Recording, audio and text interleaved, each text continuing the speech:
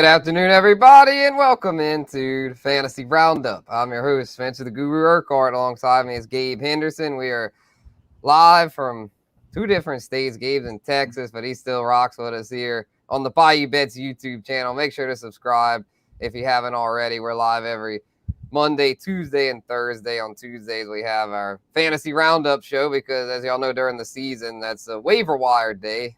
But till then, we've got some more speculation to do. You ready to get into this thing with all this running back drama? Absolutely, and I'd just like to note, Spencer, we do have Bayous here in Houston. So still an appropriately named group. Yeah, for sure. Yeah, still down south. Yeah, still in this down south. Yeah, it's not like you're out in New York or something. Well, you were a few weeks ago, but you're back here now.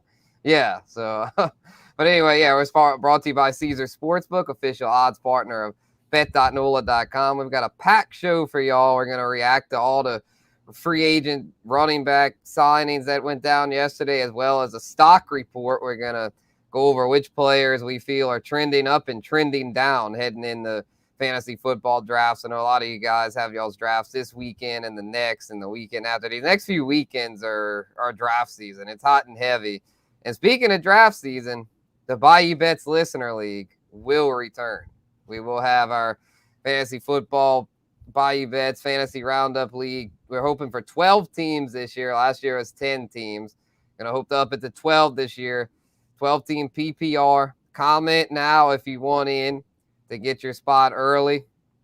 And if we get, over 12, we're going to have to do a drawing. But if we get, right at 10, as me and Gabe will be participating, of course. But if you want to try to get one of the 10 spots, make sure to let us know. Comment, hit us up on Instagram or Twitter, email us, however you want to do it, to get one of those coveted spots, because there will be a prize once again from our partners at Caesars. This year, it will be Saints-Falcons tickets. Last year was Saints-Panthers. Week 18, the only week we can do it because, any week prior to that, fantasy season is still going on. So the winner will get a pair of tickets to the Saints-Falcons final regular season home game at the Caesars Superdome. So make sure to comment and let us know if you want in on that. Listener League, going to get to compete against myself and Gabe. And I go by the Guru, so if you want to dethrone my Guru title, then try and go for it. I got to admit, last year it was a really tough league. I got off to a slow start, and then our guy Bucktown Rebel ended up taking the title. I made the playoffs, though. Made a nice comeback, but couldn't quite pull off the title. And good afternoon to you too, Jerry. Good timing, because we're about to get into some Saints news here as we get into our fantasy headlines. Kendre Miller suffered a sprained knee in the preseason. Pretty much the only injury of note for the New Orleans Saints. And as a result, the Saints have signed a local product in Darrell Williams, John E. Red alum, LSU alum. Darrell Williams had a pretty solid NFL career up to this point.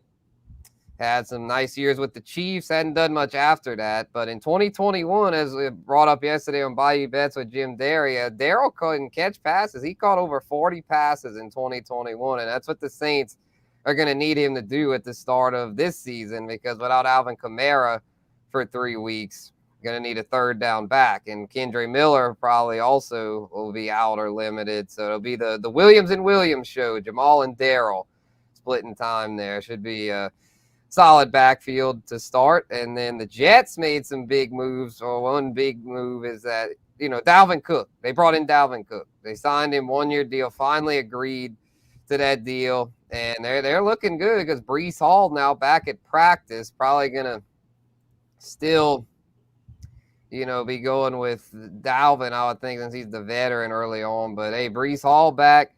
We'll have more on Breece Hall in a minute.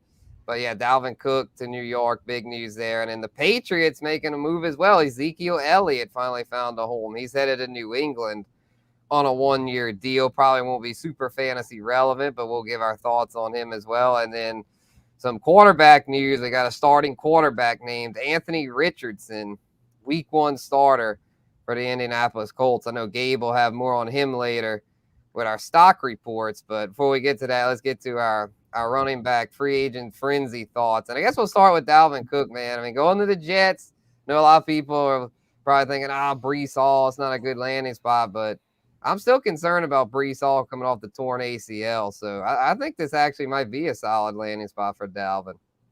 I mean, absolutely. If anything, this is great for Dalvin Cook and it hurts Breece Hall. No pun intended, given he just came off a torn ACL.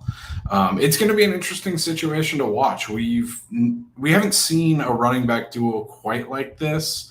I know probably the most popular running back duo that you'll see, especially as far as fantasy goes now, is Jones and Dillon out there in Green Bay.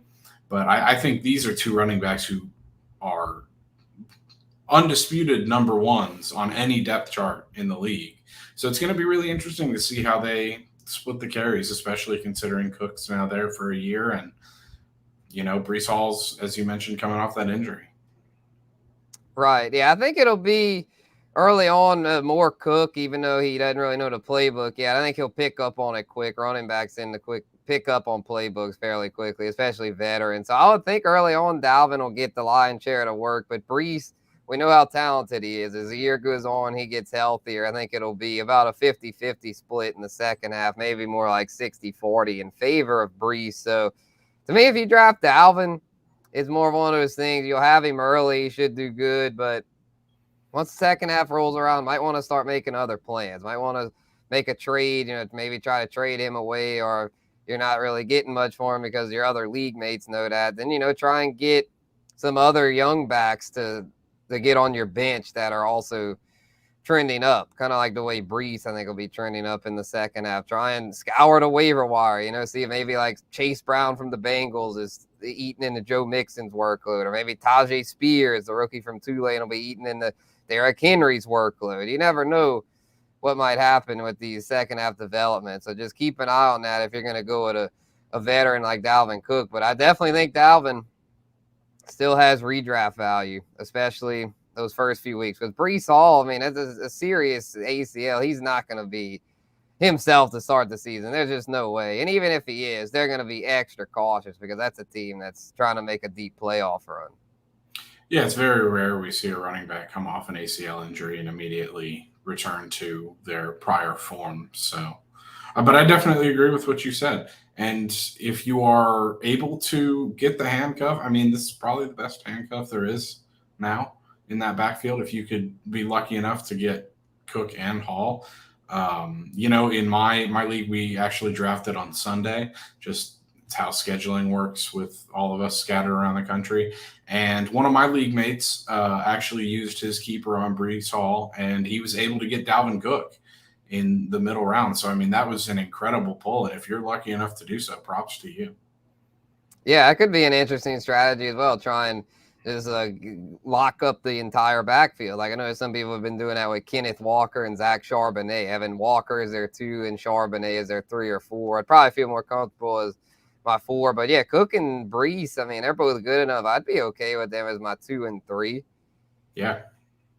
So yeah, it's because we know that offense is going to be explosive. Aaron Rodgers, we know what he's going to do. Garrett Wilson there, the alpha receiver, just picked him up in a best ball slow draft that I got going on. I was hoping for Amon-Ra St. Brown, but I was like, you know what? Garrett Wilson's there. Give him to me instead since Amon-Ra was gone.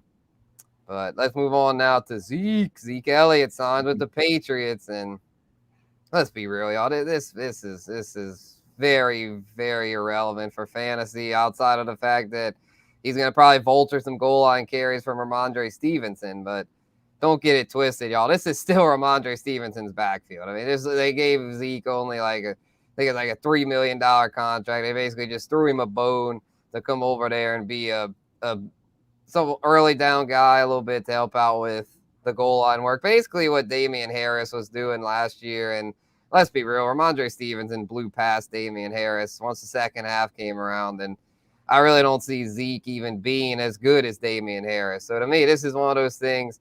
If you want to draft Zeke as a late round flyer, okay, but he's probably just going to be waiver wire fodder most of the year. Don't draft this guy thinking he's going to be the Zeke of old or is going to take Ramondre Stevenson's job. No, there's no chance he eats into many of his carries. Like you said, it'll be goal line and short yardage situations. And even then, if you talk about a guy who is assuming that Damian Harris role. It's easy to forget that Damian Harris only had 3 touchdowns last year. Yeah, he wasn't very good. He isn't gonna eat, and he's not gonna be Jamal Williams of last year. He's not gonna do that. Ramondre Stevenson is a very capable back. He's all around better than DeAndre. I've seen a lot of comparisons. The only reason I'm bringing this up, he's a more complete back than DeAndre Swift was, and he's not as injury prone. So, barring an injury, I mean, like you mentioned, Ezekiel Elliott is waiver wire fodder. I think it's the best way to put it. Right, yeah, because the fact is the Patriots' offense not very explosive and probably not going to create many goal line opportunities. So, yeah, moving on. Not much to say there. Let's move on now to the Saints. Darrell Williams signing there to talk about it in the headlines, but this will be a very short-term fix. So, again, don't go spending any sort of high draft pick on this guy. But late double-digit rounds, I could see it because he'll be getting PPR work. Like, he's not going to be something special, but I could see just like as a bench stash. Yeah, I mean, if you've got a guy like Kamara and you want that very short-term cover, but I think as soon as Kamara comes back, Darrell Williams will be off the field completely, if not off the team completely. Yeah, I agree. I'm just saying, like, for those that I would probably just take a chance on a rookie. I'm not advocating to draft this guy, but if it's one of those things, it depends on how your team's built. Let's just say you happen to get like some running backs that aren't so sure to start the season. Let's say you got like Breece Hall, Zach Charbonnet, Devon Achane, like a really young backfield. At that point, I'd probably take Darrell Williams late, take someone like, that's got like Samaje Perine kind of. Like I said, Perine I think might actually still have a role even when Javonte comes back. Where once Kamara comes back, Darrell Williams is value shot, but you got to keep an eye on these short-term fixes, though, because we all know fantasy football is a week-to-week game unless you're playing best ball. Like, I mean, I'm in a best ball draft right now, and that I have no interest in Darrell Williams. But if you're in the, weekly league where you got to set your lineup each week, it's important to keep note of these veterans like him that are going to be in for big roles early, even though it's just short-term. It's like if he's getting 15 to 20 points those first 3 weeks, you don't want to just leave that on the waiver wire. Yeah, if you're someone who does these specialized strategies, the wide receiver heavy, no running back strategy, and you need a running back too for the first few weeks, or even a flex play. I don't see why you'd need a flex play in that situation, but yeah, flex a receiver. Yeah, I mean, if you're absolutely screwed at running back early in the first few weeks, go ahead and maybe take a flyer on Darrell Williams. Don't leave him on the waiver wire, as you said, but nothing more than that. I mean, don't let him waste a roster spot for more than 4 or 5 weeks.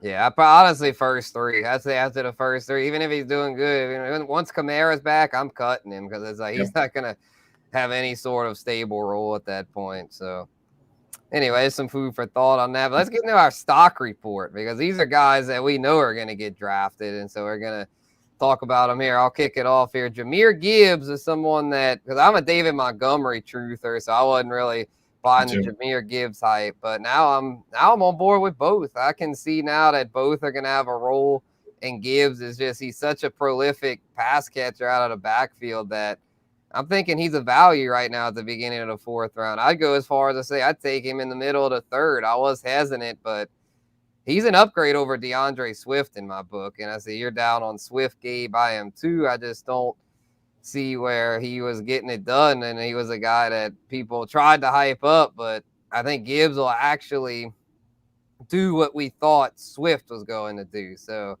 at his price point, I'll take the chance. Yeah, especially if he can stay on the field, which is something Swift couldn't do. Yeah, I mean, Gibbs, stayed on the field last year at Alabama, handled a big workload with Nick Saban, so he's shown he can do it in college, and I think he'll be able to do it in the pros. Alabama backs have a pretty good track record. Derrick Henry, Mark Ingram, Najee Harris. I mean, generally pretty successful there. So, yeah, I'm buying Jahmyr Gibbs, and I see you're buying Tony Pollard, man. I'm still a little nervous about him in the middle of the 2nd, but I can see why the hype train's taking off. Yeah, one of the reasons I have his stock going up is the Ezekiel Elliott news. There was a lot of rumors in the offseason that, will Zeke be back? Will he not be back? And I could see how that could eat into Pollard's stock. But I think now that we have an assurance he's not coming back to the Cowboys, Tony Pollard is that guy. He's not going to have competition. I think that you can safely take him in the mid-second round now.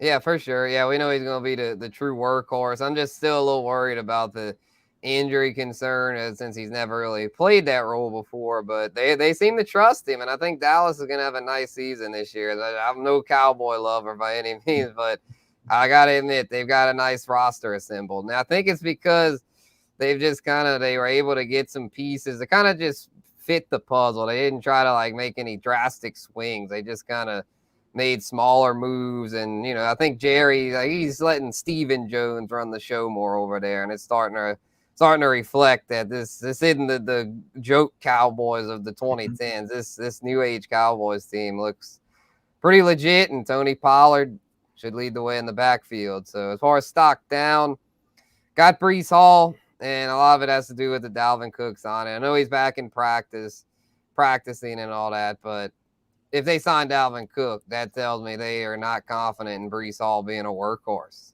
Simple as that. You don't sign a guy like Dalvin Cook if you think you've got a true workhorse in your backfield. And Breece Hall, I think by 24 will be a true workhorse. So for Dynasty, I'm still all in with Breece Hall. But for redraft leagues, I'm not touching him, at least not at this price point. If he falls at a late 4th, early 5th round, I'll consider him. 5th round, I'll for sure take him. But anything earlier than that, I'm out. I mean, Dalvin Cook's there now. Dalvin Cook was still a borderline RB1 last year, even with the decreased efficiency. He's a guy that commands a big workload. And so Breece Hall, it's going to take him probably 2 months to really get his footing under him. And I'm not trying to wait that long in redraft. I mean, redraft, you got to win now. I mean, it's all for this season. If you don't get it done for this season, too bad, so sad. So I'm out on Breece, man. I'm not trying to play the waiting game.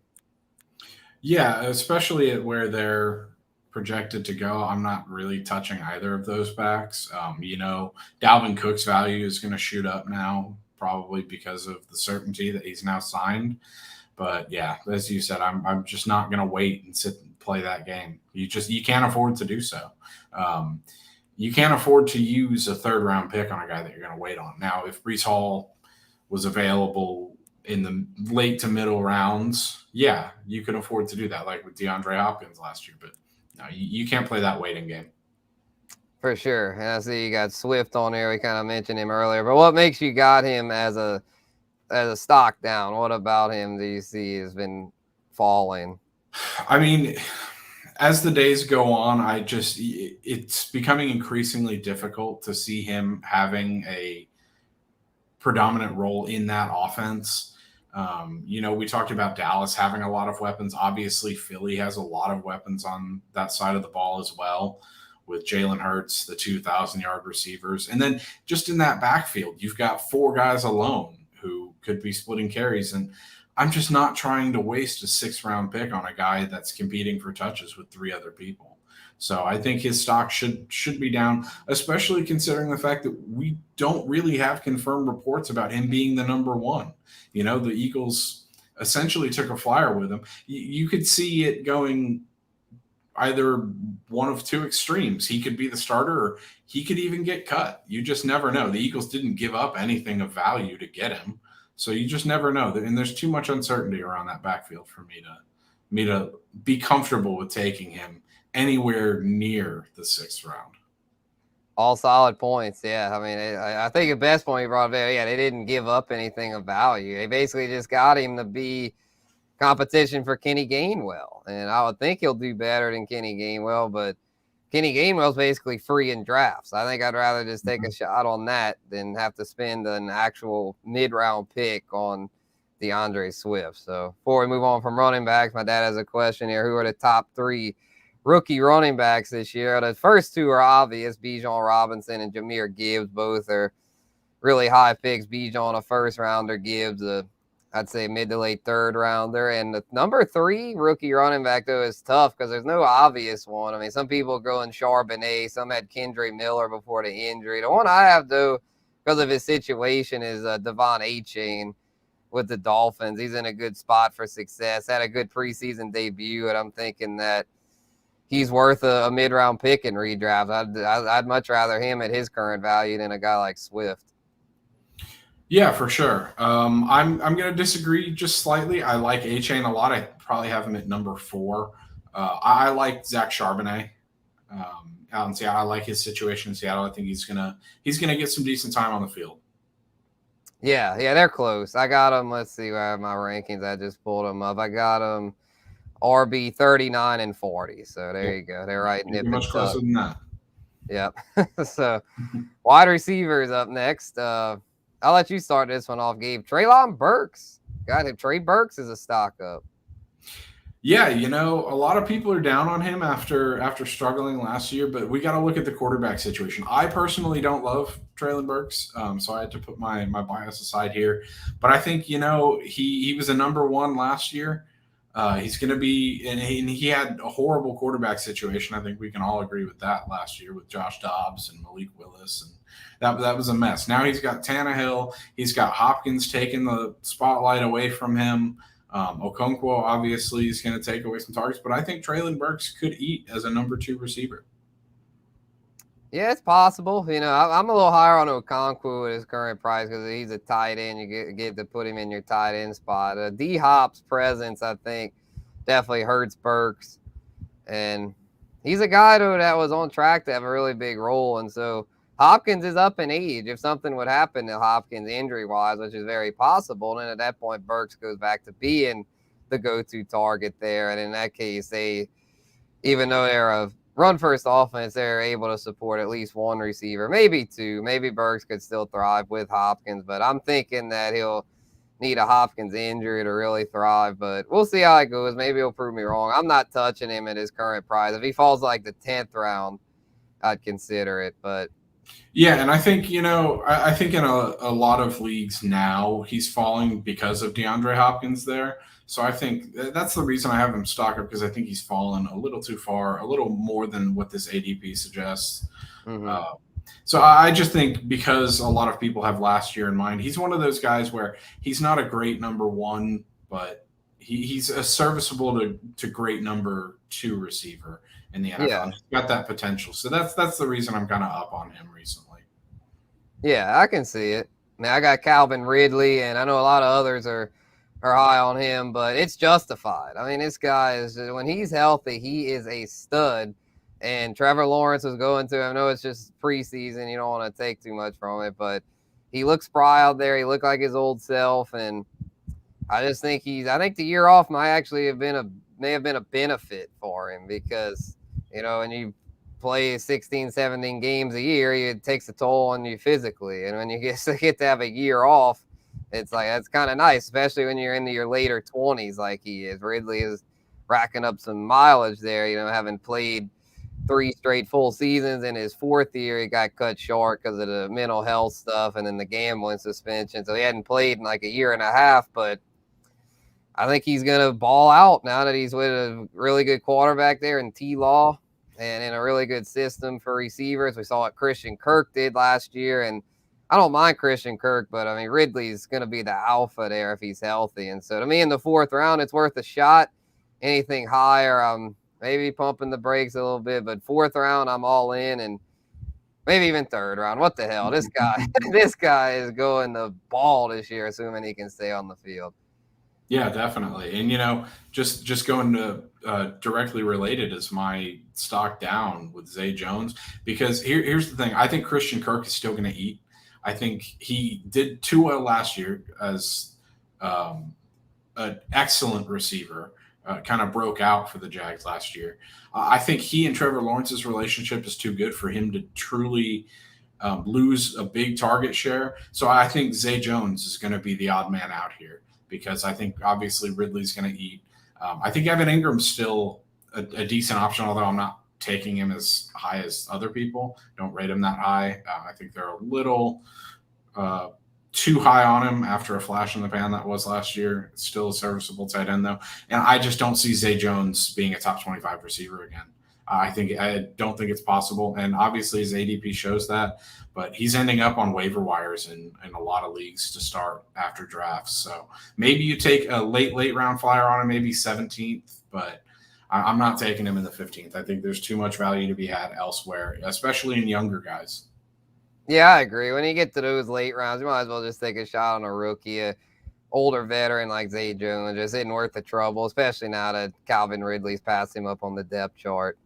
So I've got Jalen Waddle as mine. He's still an early round pick, and rightfully so. He's very talented. But to me, the second round is too rich for my blood. I'm not touching Jalen Waddle in the second round. He's battled an undisclosed injury. That's something we'll have to keep a close eye on, because if that ends up a thing, then we'll have to really move him down. But assuming he's healthy for week 1, he's just someone, though, that looking at his stats from last year, he was very dependent on the deep ball. His rookie year, he was much more receptions heavy. So going into year 2, you're like, well, at least he's got a good PPR floor. And then he had a really good second year, but it was the opposite. It was because he was getting a lot of yards after the catch, stretching the field. And he'll probably play that role again because Tyreek Hill is more the receptions guy there now. And so Tyreek Hill's the one I prefer. I mean, he's going in the first round, and rightfully so. But Jalen Waddle, I don't seeing the targets that he needs to be a second round pick. Third round, I'm okay, assuming that undisclosed injury doesn't end up worse than it currently is. So I just don't want to take a chance on someone that's so dependent on the deep ball like that. And Spencer, I think before we get to the question, go ahead, give it a take. Because Waddle showed that ability to rely on receptions, and obviously he's, as you mentioned, he's not going to get as many with Hill there. I think because he's shown both abilities, I think he's still, I think his value is still accurate there at the end of the second round. That's where I'd take him. So I'm not either up or down on him. Obviously that could change with the injury and as we learn more, but just wanted to kind of chime in there on that. Oh, yeah, it's all good. Yeah, we're not going to agree on everything. So a quick exercise for you before we do the moving on. Jalen Waddle or Chris Olave? Olave. Okay, yeah, their ADPs are very similar. Here's another one for you. Jalen Waddle or Devontae Smith? Waddle. Okay, that's where I recently changed my rankings. I've been having Olave over him, but recently I swapped Devontae and Waddle. I had Waddle over Devontae, but I recently swapped him because I feel like Devontae offers a more stable floor. Yeah, I mean, I don't disagree. It's once again going back to the Devon A. Chain, Zach Charbonnet thing. It's insanely close. You're going to be talking a few points difference probably, barring injury. Facts. So yeah, the same question. Top 3 rookie receivers.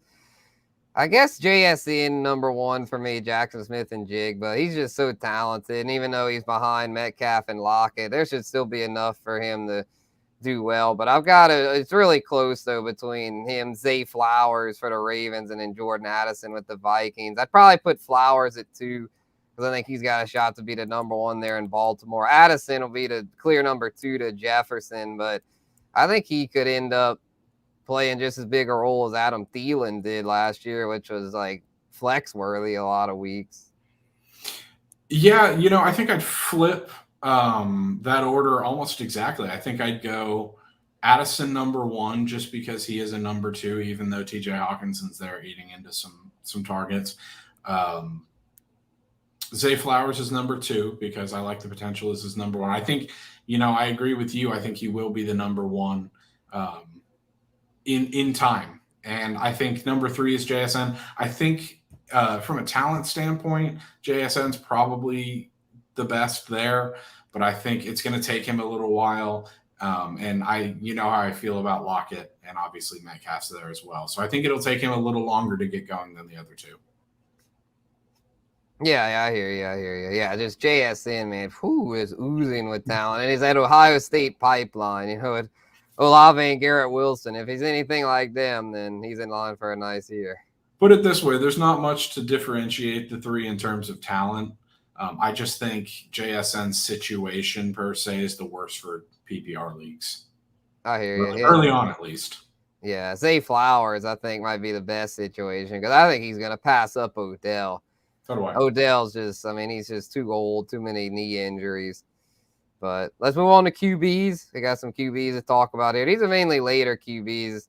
I'll start off Brock Purdy, 14th round. But the good news with him, I got him as a stock up because he's been cleared to practice in full, and Trey Lance stunk up the joint in preseason. I mean, come on, Trey Lance. You had your chance to maybe show to the coaching staff that you were a threat. Now it's like he's probably not even going to beat out Sam Darnold for the backup job. So done with Trey Lance. Forget about that. Don't waste your time drafting him. If you're going to draft the 49ers QB, go with Purdy. He's their guy. He's in Shanahan's good graces, and they've got plenty of weapons over there, so could have some good weeks. And in my stock down, Kyler Murray. I am not touching Kyler, and it's not because of the sports brawl. I've looked more into that. It was actually like a pacemaker he had on or something. They probably could have shaped it a little different to where it didn't look like a freaking brawl because he got roasted all over social media for that thing. Did you see that, Gabe? No, but I mean, as a soccer fan, I see almost every soccer player wears one of those, so I know exactly what you're talking about, and it's actually a really cool thing. If they're bringing it to the NFL, then it's intriguing, but it's something they wear in soccer, and it tracks like obviously their vitals, but then it also tracks how far they've run and all these different unique stats. So I didn't see this. If they're bringing it to the NFL, though, I'm all here for it, even though it does look like a sports bra.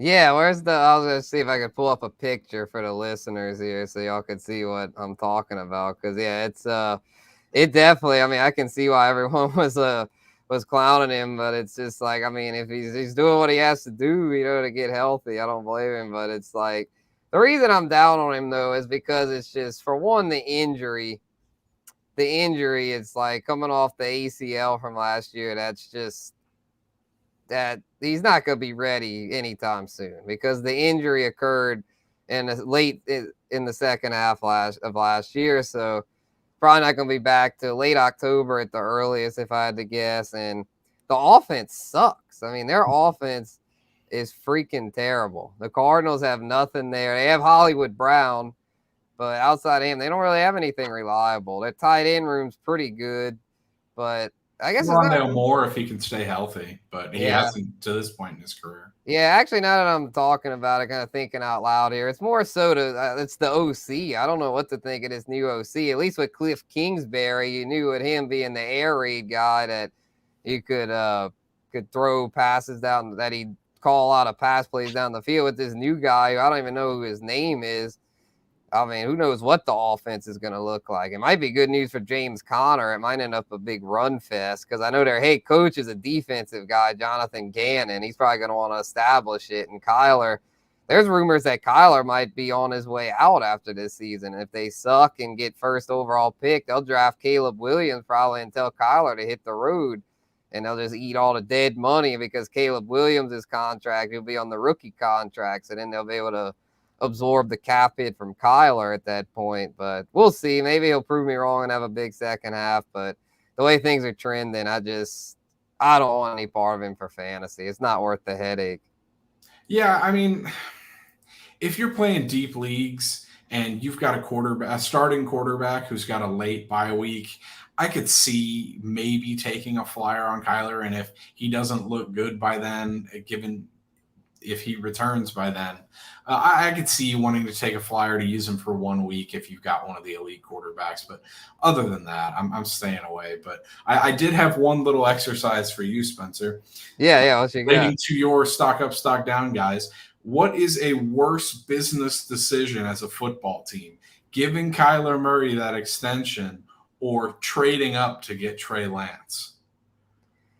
Whew, man. I would say giving Kyle that extension because at least with the Trey Lance thing, it's like it's a rookie contract. They didn't have to pay him like the big bucks. Like we're freaking Kyler. It's like even if they do the thing, what I'm saying, and can get Caleb Williams, they're going to have to eat so much dead money to where they won't even be able to get him as many weapons as you normally can get.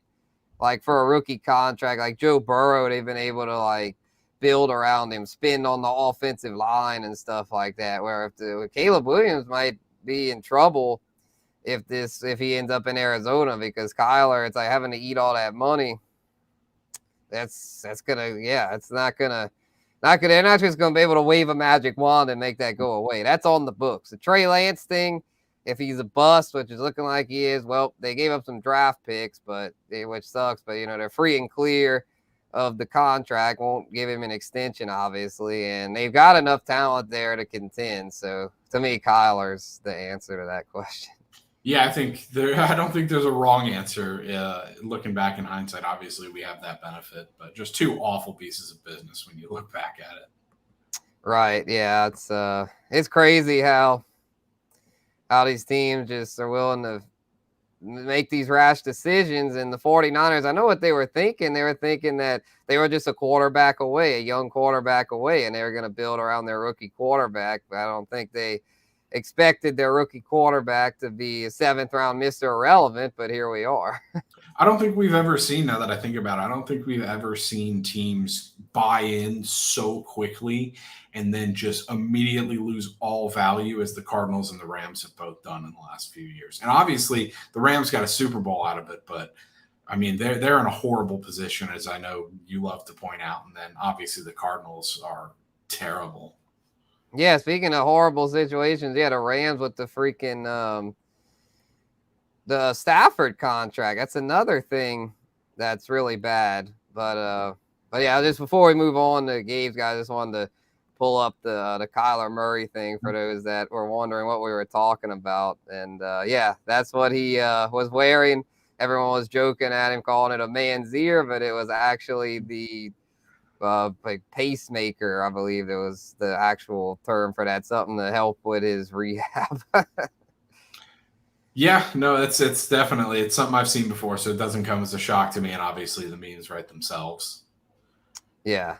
And and then my dad's got another one about rookie QBs, which Gabe's gonna break down here. These are the top 3 rookie QBs: Anthony Richardson, Bryce Young, and CJ Stroud. Gabe is up on Richardson, down on Young and Stroud. Explain, my friend.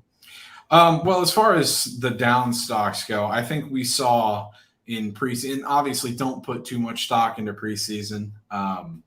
But I think we saw just how bad the offensive situations are for both Stroud and Young. I mean, I cannot explain how bad the Panthers offense looked. And they had their starters out there, and they looked bad. So I think, obviously people love to take the flyers and redrafts on the rookies. I'm not coming anywhere near Young or Stroud, honestly. That's personally my opinion. I think both of them will experience growing pains as a result of the lack of talent around them. So that's why I'm down on both of them. You could have convinced me to take a flyer on them maybe earlier in the year. And obviously I don't think they'll be that bad going into the season, as bad as they were over the last week. But yeah, I'm just not touching either of them. And then obviously Anthony Richardson stocks up because he was named the week 1 starter earlier. And, there were a lot of questions about that. Would he start? I think, at least to me, as a fan of a team who's gone through enough of these rebuilds with rookie quarterbacks, I think he was always going to start. But other people had some questions. So I think now that he's the starter, and we'll get to see those legs on display from week 1, he's probably the most valuable rookie quarterback.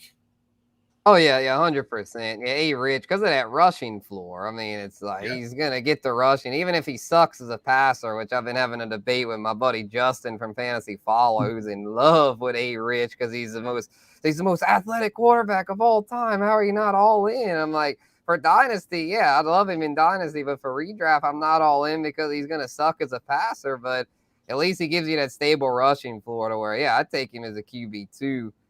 And then, yeah, Young and Stroud, it's just it's growing pains, and they don't offer that rushing floor because I think they'll be a little bit better as passers than Richardson. But as we all know, it's more about with rushing. It's like there's not as many mobile quarterbacks as there are pocket passers, and as a result, the guys that run, even if they're not that good of passers, tend to be fantasy relevant because those 50, 60 rushing yards are not that easy to find. Whereas they'll probably only throw for 150, 200 yards a game. That's like bottom of the barrel. So it's like, yeah, that's not going to move the needle for fantasy. So Young and Stroud, it's going to be a transition. Neither have very good weaponry. So I can see staying away from those guys and just play the waiver wire, unless you're in super flex. But if you're in single quarterback leagues, just don't draft those guys. Just play the waiver wire and see where they end up. The ADPs, for those of y'all wondering, Young's is the 13th, Stroud's the 15th. Stroud's basically undrafted. Young,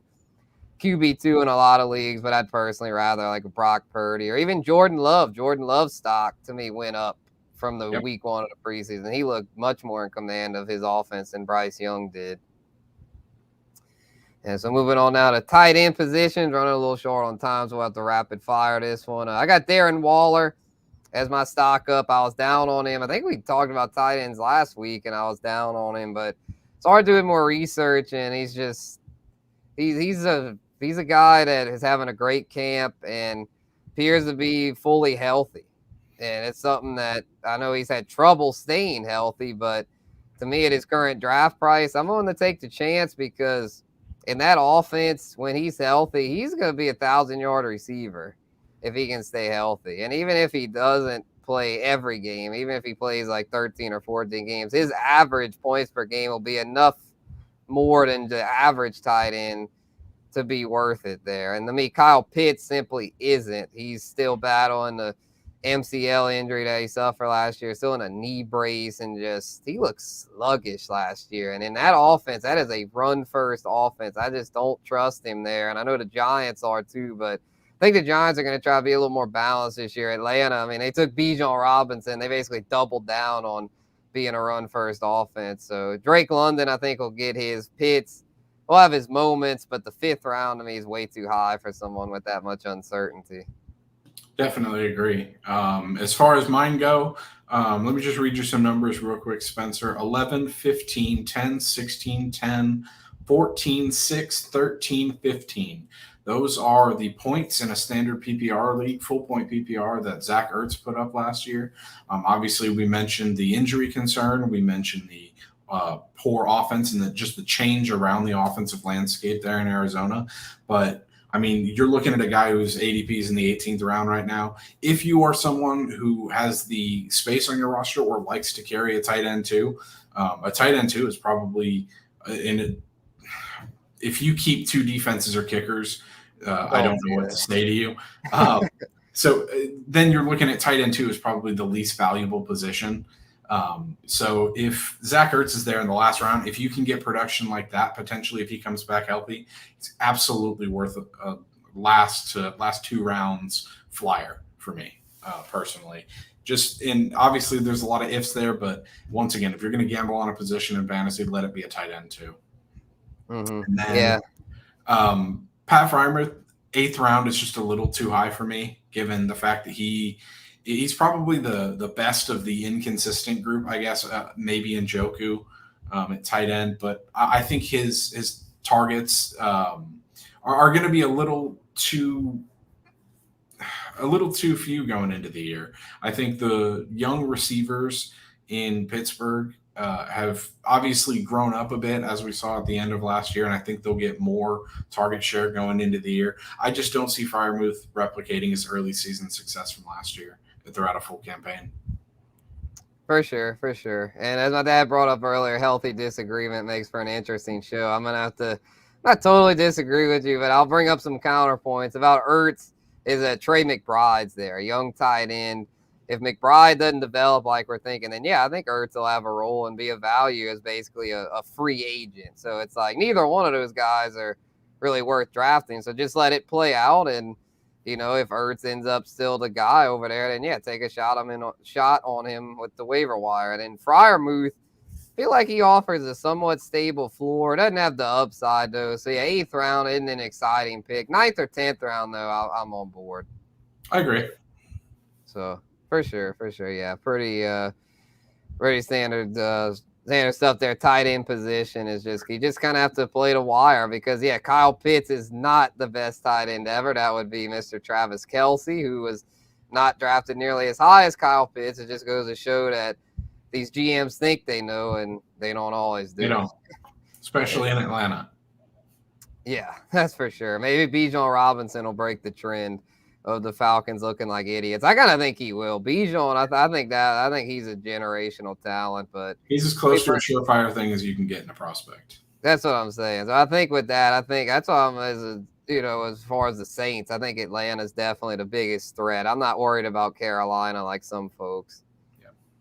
But we'll have a rapid fire rant here for y'all. Just a quick PSA. Football's ramping up, and obviously we spent our whole show talking football, but for those that play fantasy baseball, which me and Gabe do, and I'm in a couple of leagues with the playoffs starting up in a few weeks, and I haven't forgotten about them, but just for those that I can see where if you're real into football that you can kind of forget about them. Just a PSA. Don't forget about those things. You put all this time into those fantasy baseball leagues, 4 or 5 months grinding.